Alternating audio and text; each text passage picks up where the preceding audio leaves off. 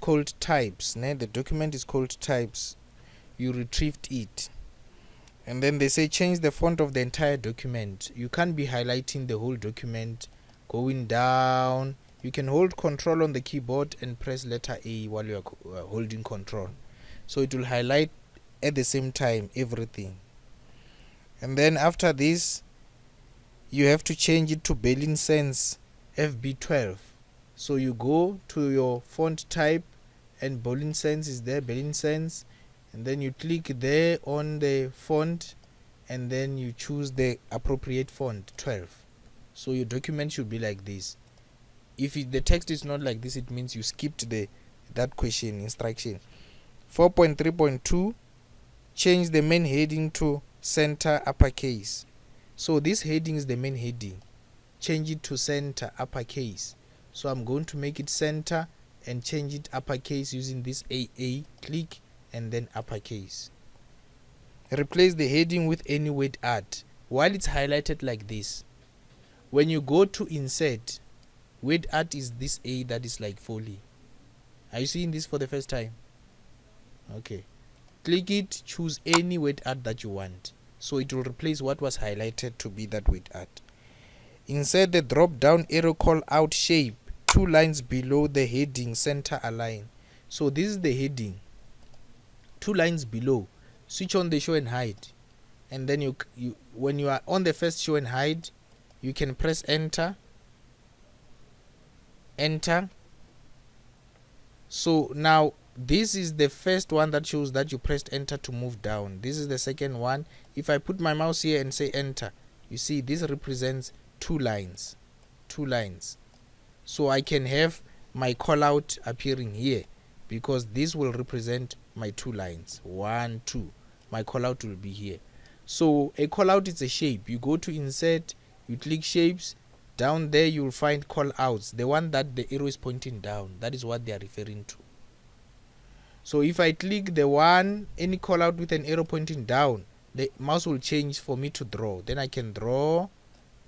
You see? So I have to push this down so that I can have my call out 2 lines after my heading.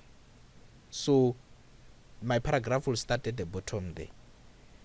Move the first paragraph into the first shape. So the first paragraph into the first shape, I'm going to take the whole paragraph here.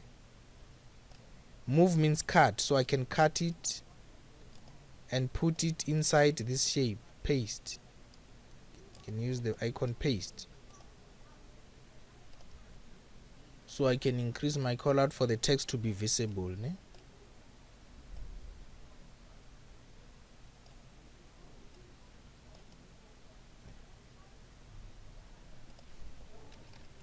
I can make my call out bigger for the whole text to be visible there. So the text will have to go down. Apply the intent style. Okay, let's go to the one that says move the first paragraph. I've done it. Apply any shape style and adjust the shape to this centimeter. So that is 4.3.6. We are going to change the shape style and adjust the shape to 2.22 centimeter. The one that says inches, we are not using inches measurement. So it's going to be 2.22 centimeter, the shape of this call out. When I click it and then you go to format, you will find the height and the width there. So we are going to adjust this, the height to 2.22 centimeter and the width to 10.7. So you type those things here. So what is the height? The height is 2.22, and then the width will be 10.7. So if I go here and say 10.7, 10.7, or you can click here and go to shape, format shape, right click, format shape, and then let's look for size. If size doesn't appear here, then we can use that one there.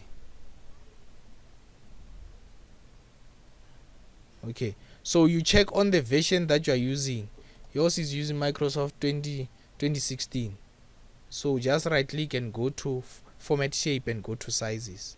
But when you click under format here, you'll find the changes, the option to change the size, that side. And then apply the intense reference style to all the subheadings. I said to you last time that you highlight all the headings,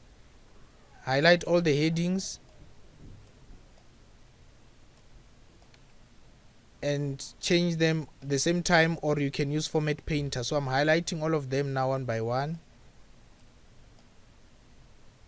Okay, then I'm going to change them to intense reference, intense reference style. So then it's home. If you look at this, it's written there, intense reference. This is intense something. When I go there, it's intense reference there. You see, that's how they change.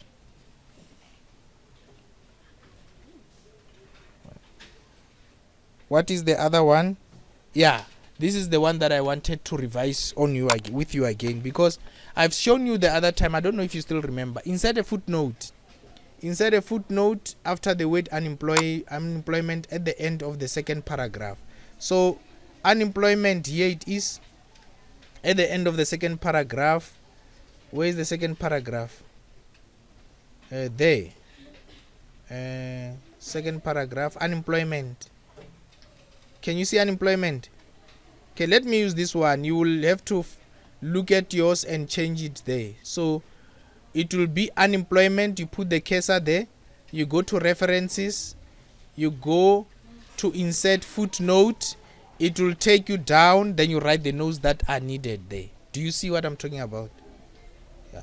You write the notes that are needed there. Let me put this to 100%. So the notes that you put there at the end of page 1 will be applied to unemployment that you are changing it to. So it was supposed to be like bracket source